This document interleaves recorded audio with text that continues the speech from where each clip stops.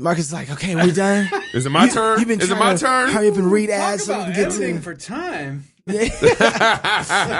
Gabe went super long. Too. Well, yeah, I mean, like, I thought it was 8 minutes, but apparently it was 10. Or something like that. It's close to 10. I don't know. Marcus, you've been traveling, man. Are we on Backstage? Yeah, now? we're Backstage right now. I thought Yeah, we had we like just- a break or something. No. Okay, No we'll go break. right into Yeah, it. we're here. We'll rest right for the into it. wicked. That's how we do it. That's right. You were traveling. You were in Florida and then Tennessee. I'm actually.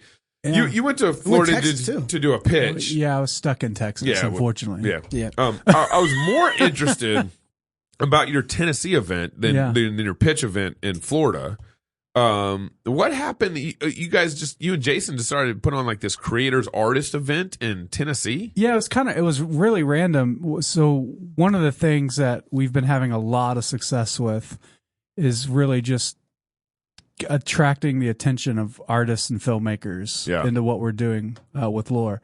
And so the idea was it was Jason's idea is why don't we just stop in Nashville on the way back and just meet with, 6 or 7 of the artists around that area that we've already signed contracts for Loor, and just hang out at the cigar lounge. And so we did that, and 6 became 10 and 10 became 15. And then we were like, oh no, we actually need a venue.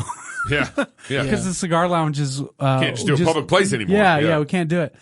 And so we thankfully the CREC church down there in Franklin, Tennessee, Trinitas Academy, opened up their building for us. And so we put out basically a public invite that said just RSVP and come.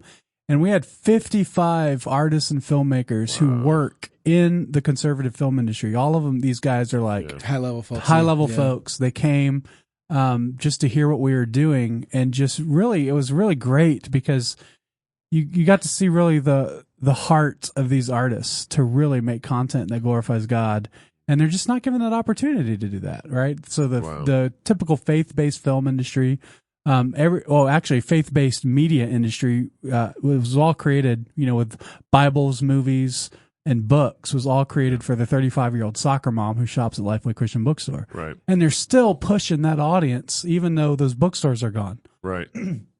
But with streaming, men is the predominant category, demographic. The audience for streaming. They're the ones that make those decisions in their home. And we found that at least most filmmakers are men, and they want to tell stories for men. And so that's we've just really been blessed, I think, with this. I don't know if it's a reformation or it sort of feels like like during the Reformation when the artists started to get a hold of the scriptures, right? And they're like, oh, we want to make songs, and Luther figured out how to print hymn books and stuff like that for the first time. That's sort of what it feels like. There's just, we have the abilities now, and part of what Loor is doing is creating that platform, that sort of printing press for artists to be able to tell the stories that no one else will let them tell. Mm-hmm. And so just to see, we had 55 artists there. We had some pretty big industry people there who were basically testified to the monster that they built. I mean, we're talking about a guy that was there, raised millions of dollars for the film industry, and got up there in front of everybody. It's unbelievable. It still gives me chills. But he basically says, I built the monster that Marcus and Jason are trying to slay. And he told all the artists to go with Marcus and Jason because they are who they say they are. Mm-hmm. And it was really just not expected, just really unbelievable moment. And then, but the other big thing was, it's not about whether or not these artists sign a contract with Loor. It's whether or not they get to meet other artists and then maybe do something on their own. And, just what we want is the church hasn't really reached out to artists, in a good way, in a way that which, encourages them in their work. Mm-hmm. Even recently, like one of the most effective things I think that's happened in the past, I would say maybe 5 years, 10 years, is your documentary on critical race theory that you did with Founders. By what standard? It reached the common man with these very high ideals that until your documentary has been locked up, at private Mar-a-Lago events where they talk at a very high level. Yeah, where classified but you brought it documents down exist. to the common person, and I think once we need stories to fight the culture. We don't have we don't have stories, and you can't just write $100 million check and get a blockbuster, right? It didn't work for Gina Carano. I can't even remember the name of her film, right? With DailyWire? Yeah, with the DailyWire. Yeah. So like just writing a big check doesn't create blockbusters. Marvel is only successful because it had 100 years of Marvel comics. Right. Yeah, they had some equity. 100 years. Yeah. Right. And so when we talk about freeing artists, they're screwing that up quickly. Yeah. We're not talking about, creating a platform that's going to make $100 million films, $10 million films. We're creating at Loor this independent punk rock sandbox for low budget films. Some of them are going to hit, some of them aren't. But ultimately, at the core, we're creating a place that Christian artists haven't had, and that's they have the ability to fail. Mm-hmm. And they can do that. They can pitch a story. The audience might hate it, but it's the audience's responsibility to basically say, I don't want that. And then if they do want it, and then it turns out bad, then the free market gets to make that decision whether or not that guy gets another chance or not, right? Mm-hmm. But that's the great thing about comedy clubs is every great comic.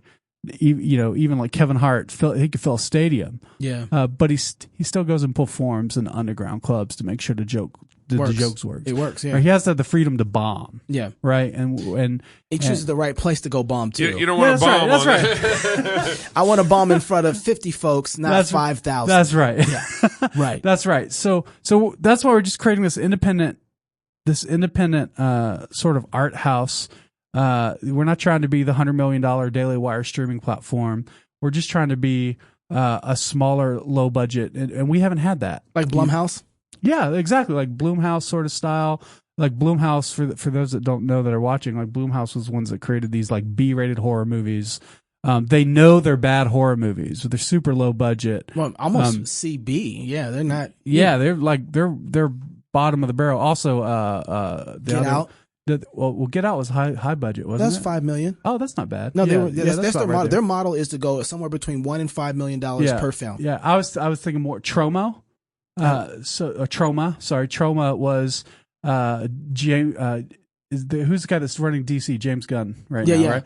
So my goodness! Don't even get me started. James Gunn started Troma, which was just like Attack of the Killer Tomatoes, just like, almost like the Sharknado movies. Way back then, they were selling VHS tapes out of the car, right? Just like almost like hip hop artists were selling CDs. Mm-hmm. They were doing that with like just really purposefully terrible films.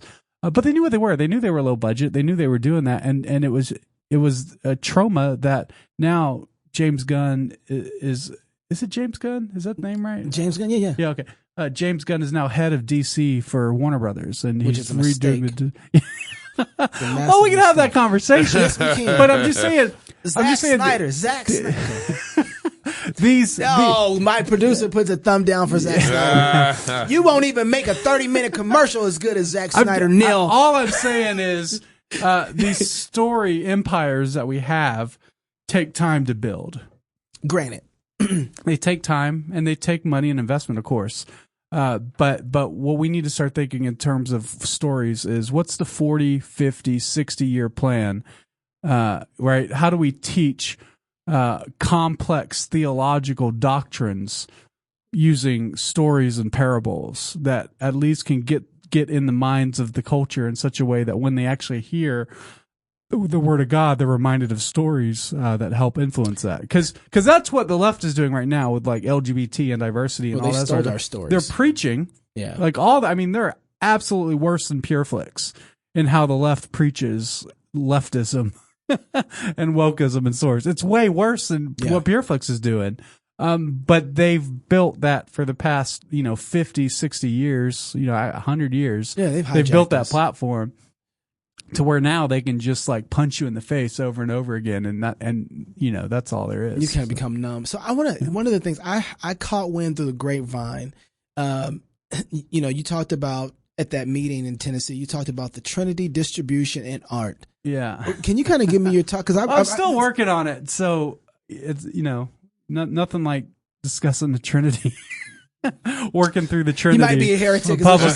Marcus might be a heretic. Well, I think one of the things that separates Loor from our competitors, what has to be something that separates us, is our Trinitarian worldview. The Mormons at VidAngel don't have it. They don't have it. The Netflix sure ain't got it. Netflix sure doesn't have it. Sony Affirm is Buddhist in Japan, right? So that's now owned by Sony. And then you have the Jews at DailyWire. Call me a conspiracy theorist, but the Jews are on DailyWire. So you don't have any really solidly Trinitarian streaming platforms at the moment. So I've just been like thinking through like what separates Loor, and then one is in the beginning God created the heavens and the earth. He said, "Let us make." Right. So there was a Trinitarian act of creation. The first thing we see about God is an artistic Trinitarian act. And so one of the things that's valuable there is that within the Trinity, because it's 3 in 1, it doesn't require, God's artwork doesn't require distribution, right? So it just exists, and it is seen, and it is determined to be good completely within the nature of the Trinity. Well, yeah, so its distribution is the triune God, right? Like the Son creates, and then he creates for the Father, right? So there is this act of he's creating for someone within his being, and so that's number one. So with us as Christians, when we create, our primary desire is not distribution. It's to glorify God, because he's the main artist that sees our work. He's he's the main, I guess you could say, the main person at the museum that's going to take a look at our work and judge it and determine if it's good or not. Secular artists, their main focus is getting that deal, right? I want to get the Netflix deal. I want to get this, and then because of that, I want to get the Disney deal, and because of that, they're willing to compromise on the art for the sake of the distribution. Or I wouldn't even say compromise. They're told where the lines are. Yeah, and they just I don't think they even have a standard, which is why they're able to. That's probably true too. Yeah. Yeah, well, some do, and some are just taking the check. Sure, and then a lot of those are Christian artists who are just taking the check, and they don't know what to do. Yeah. So there is that, but ultimately,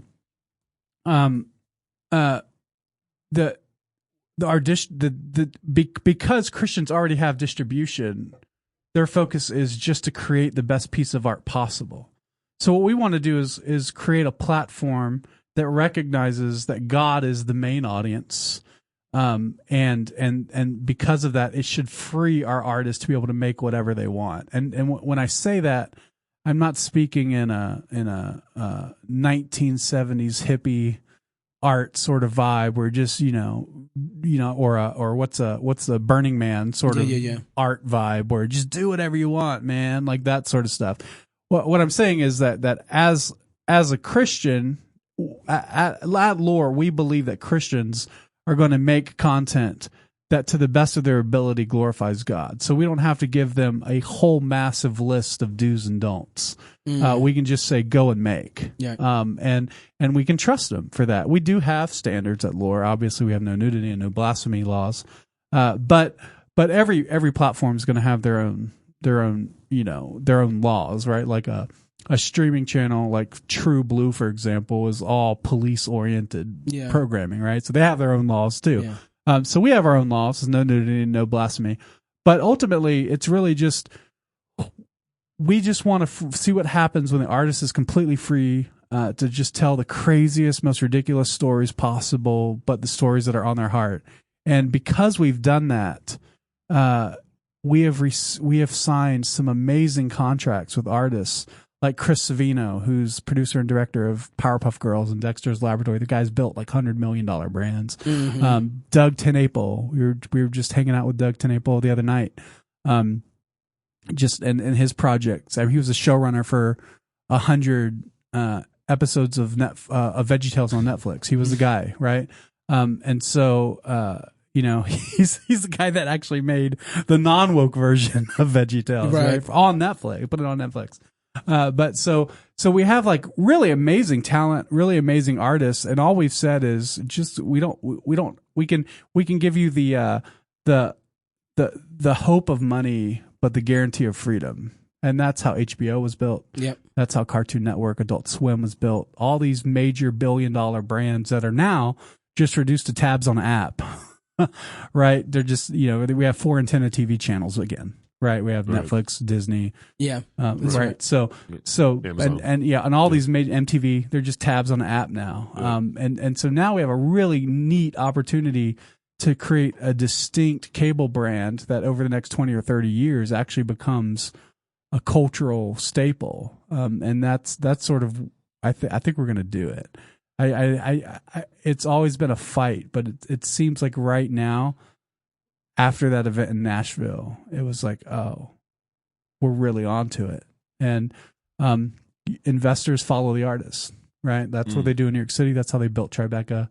Real estate investors, we were told, we were actually me and Jason were walking around Tribeca, and we were with a location manager and real estate guy who works on Hollywood sets, and he's showing us, here's the Ghostbusters firehouse and all this stuff. And he said, did you ever wonder how Tribeca got built? And I was like, no, how? He's like, well, real estate investors in New York City are told, follow the artists. Where the artists are, that's where the real estate investors are supposed to go. Now think about that. Because they're building culture. They're building culture. And that brings people. And we were just in Orlando, where me and Jason are walking around Disney Springs. And I just took an artist to lunch who is making Barely Biblical, which is our animated cartoon about teddy bears reenacting the most violent Old Testament Bible stories, right? It's done well. We have 8-year-old kids that come up to Jason Farley at church and say, we're praying you find investment because we want to see that show. So every week, these group of 8-year-old boys get together and they come up to Jason and they go, "How was the week? We've been praying, right? So we want to see teddy bears get ripped apart." Sometimes. So we're walking around Disney Springs, and I tell Jason, I said, "We're in this whole city of Orlando, and it was stories that built this whole city." And Jason says it's worse than that. It was cartoons, right? Like cartoons built. Pretty much, honestly, all of Florida. I don't think many people even went to Florida at all prior to Disney. Well, and it wasn't just cartoons. It was cartoons that had a particular skin in the game and were fighting communism. They did fight communism. That's exactly right. It wanted to protect the future of children in America and said, you know what? If we're going to win against this monster, we're going to have to tell better stories than them because the stories that they are telling are competing with ours. Right. And so Walt knew that was the case, and that's what they were doing. That's how you got Donald Duck fighting Hitler. That's right. That's amazing. That's right. And he had Mickey Mouse on jets, like they would paint Mickey Mouse on like fighter jets and all of that. Or well, I guess it wasn't fighter jets back then, but it was the bombers or something. Yeah, the bombers and stuff. They would always have the. So when does Loor launch? So I think we're going to launch in the spring. So we're still going to solidify a date. But I think we're gonna have we're gonna figure it out. But there's gonna be a big launch party, for sure. So if people want to watch some of the things that are going on at Loor. But I will say this: we are doing in April. In April, we are doing another creator meetup in LA. Oh, that would be interesting. So that is happening. So if you don't get that one out publicly. Don't give that one out publicly. No, because haters might be like, you know what? I hear Loor's coming to town. Well, y'all are starting to seriously though. You guys are starting to attract a certain type of caliber of people to what you're doing that I think some who are smart in this industry would say, let's pour cold water on that. Yeah, you know what I mean. Like I think I'm sure it's boiling up. Yeah. So it'll be interesting to see how that is, how like what comes of that. Right now we're sort of still like. Nintendo and Sega in the 90s where Nintendo just ignored Sega. right? So I think we have that advantage. That was Nintendo's downfall back then. Then here comes 16-bit. Yeah, Sega does what Nintendo don't. That was their ad, right? So that was their famous ad. So it's sort of it'll be interesting to see what happens, but it's exciting, man, because I mean we know that we're David versus Goliath here. We're only asking $2 million for our raise, right? That's not that's nothing. That's nothing. Right. And we've been pretty successful at raising that and continuing to raise, and God's just blessed us with the right investors with the right mindset who believe in what we're doing, and we haven't had to compromise at all, not once, with anything we've done, and we continue just to be that. I can't remember. One last question: Did we talk to you about the whole Steven Crowder thing? I can't remember. If we no, did. you didn't. No, we didn't. You didn't talk to me about it. Yeah, Me and Gabe talked about we it did. at 3 a.m. I think. Right? Oh yeah, you guys were together when this whole thing went down. We're down in Tulsa, Oklahoma together. Because you're working in the industry, you're having people. I'm so thankful for Steven Crowder and what he did. We actually scored artists away from DailyWire because of that. Because they saw that contract and they were like, "There's no way I would ever sign that." I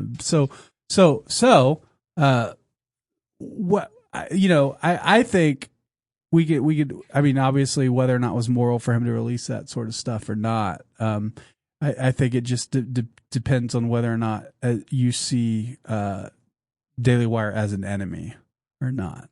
I think his mistake was that he said they were friends.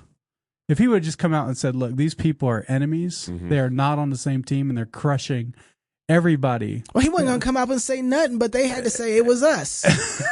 Right? I do want to say that. Like, I'm not. I don't agree ethically what he did. I think that's a breakdown. That's the problem. Is everyone knew it was the Daily Wire. I knew it was the Daily Wire. No, you didn't. Yeah, I did. No, you didn't. I was like, yeah. What factual evidence did you have? I just what other player felt of it. the I know it game? was a Daily Wire based on conversations I've already been having. You knew the contracts because you had seen those kind of contracts. What other contracts. player in the game could have even thought Fox. about or wanted Crowder? No, Fox. No, Yeah, of course. No, he's not Fox. He's not Fox. But I'm just saying, taste, you didn't flavor. know. You didn't know. He's the only Daily Wire was the didn't only know. other flavor. Yeah, there's in town. Fox Nation. Daily Wire Right. made a calculated move to say we want that smoke. Yep. Yeah, they did. They made a calculated move, and you didn't know that it was them. I had all kinds of other people in mind. It wasn't just. Well, that's because Daily Wire is very monopolistic. They want any opportunity they can to crush any conservative competition. That's right. That's going to be their downfall because they're not making any friends. They're not making any friends. Well, they still have yet to make great content. I like Jason Farley says. We're not a competition with other. We're not a competition. We're Christians, so we're not a competition. That's our superpower, right? Like we understand the best sort of free market capitalism happens when there's competition, right? Yeah. Like we know that the reason Pepsi and Coca-Cola have an entire aisle in Walmart is because of competition, right? And Red Bull tried to get in on that, and it didn't work. So they said, you know what? Well, we're not a soda. We're an energy drink. Right. and then they built a whole shelf space of energy drinks, right? For other energy drinks. And so now we're trying to make this thing called conservative media, and we can't be fighting against the Daily Wire, right? But that's what Jeremy Boring's worldview has created a very monopolistic view that's not very helpful, towards building a true competitor to our real enemies in Hollywood. And so people see it, artists see it. It's really incredible what's happening. And I think God is just really blessing us for our faithfulness. And I'm excited. Yeah. But we will launch this spring. So when that is exactly, I don't know, but stay tuned to figure it out. It will be. That's awesome, we'll have Marcus. a big party for sure. I'll dig that. I'll dig that. I want the invite.